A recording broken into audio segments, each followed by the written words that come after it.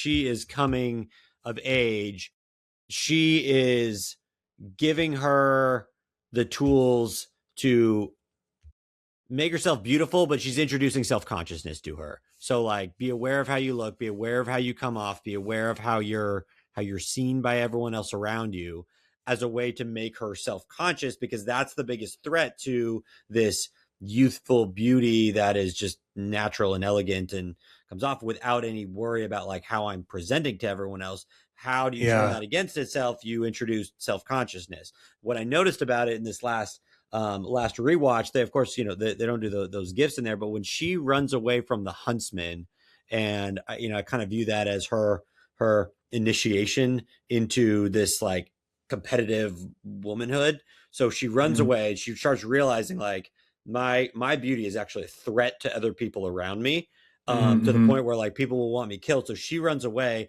and then she's in the forest and it's eyes everywhere. It's it's the trees looking at her, it's the animals looking at her, and the terror she has in that scene, it's just being seen and being watched. And I couldn't help but think like that symbolism of self-consciousness, everyone's looking at me, which what happens when a young woman starts coming of age, their body starts changing, they're getting all this attention they feel uncomfortable with, they don't know if they want, and that terror of being out in the woods having all these eyes watched on you feels like just a great depiction of what that experience was like. And again, this is a century old. And the trees are grabbing her. It starts to become like, and that moment comes after her second real interaction with masculinity, which is this. It'll kill you.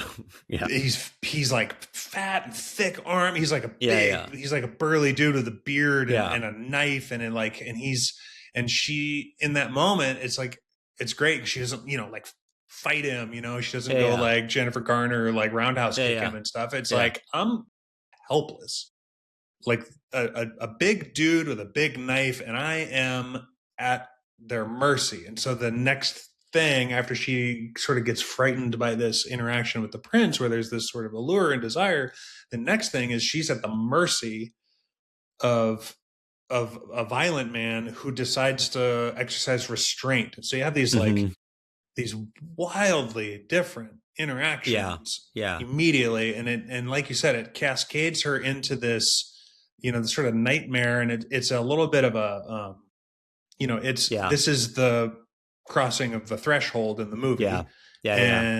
Like in terms of the plot structure. And so it's almost the river of cross which she can't return. And so she goes through this psychedelic thing where all the eyes are on her and she's been grabbed. And then she discovers that, a lot of that fear was, in this case, unnecessary, that these things are actually her ally. And the eyes, the eyes attention resolve into being the cute little eyes of all the animals that are watching them, right? And the animal friendship of the princesses is something that is also a theme throughout all these princess movies and through princess stories in general. And I have thoughts about that as well.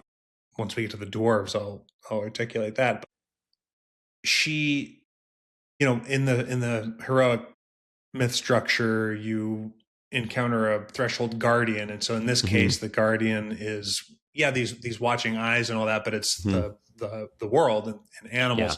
And so using her kindness and her compassion and her humility, because again she goes, I was so afraid, I'm so ashamed, and she sort of like repents and then draws in the natural world to be on her side. And if you've ever been out with beautiful young women at a bar or something, the world is kind of on their side when they, like, I have so many friends growing up, like these girls never paid for drinks, and when they would date and they would go out on dates and just get free food all the time. If they wanted to try out a new restaurant, they would just go on a date and be like, hey, take me to this place. And like, boom, they got it, And so it's not that there's not a cost there, because there's a flirtation with chaos and where could this take me, right? So that's what, and because I think in a lot of ways that's the nature Snow White is learning to master there.